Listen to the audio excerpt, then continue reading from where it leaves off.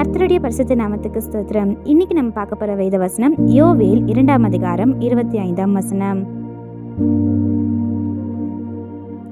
நான் உங்களிடத்தில் அனுப்பின என் பெரிய சேனையாகிய வெட்டுக்கிளிகளும் பச்சை கிளிகளும் முற்றுக்கட்டை பூச்சிகளும் பச்சை புழுக்களும் பட்சித்த வருஷங்களின் விளைவை உங்களுக்கு திரும்ப அழைப்பேன். I will repay you for the years the locusts have eaten, the great locust and the young locust, the other locust and the locust swarm, my great army that I sent among you.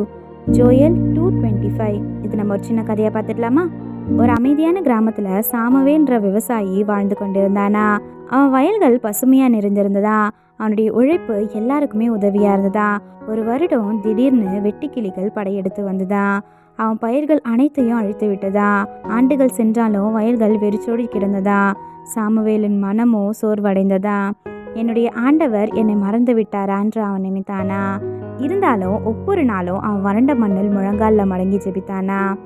நம்பிக்கை குறைந்திருந்தாலோ நம்பிக்கையை விட்டு விடலையா. ஒரு இரவு அமைதியான காற்றோடு அவன் மனதில் ஒரு ஆறுதல் வந்ததா.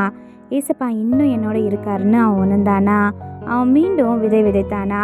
அவன் எதையும் எதிர்பார்க்காம மீண்டும் விதை விதைத்தானா. கொஞ்ச நாளுக்கு அப்புறம் மழை வந்ததா. மண் மென்மை அடைந்ததா. விதைகள் முளைக்க ஆரம்பிச்சதா. பசுமை மீண்டும் வயல்களை மூடியதா. அந்த ஆண்டு விளைச்சல் மிக அதிகமாக இருந்ததா. வெட்டுக்கிளிகள் அழித்த ஆண்டுகளை கடவுள் திருப்பி கொடுத்தாரா. சாமுவேல் அப்பதான் புரிந்து கொண்டானா, ஒரு இழப்பு வந்தா அது இறுதியில் போய் முடியாது, மீட்பு தான் கடவுளின் வாக்குத்தத்தம்னு அவன் புரிந்து கொண்டானா.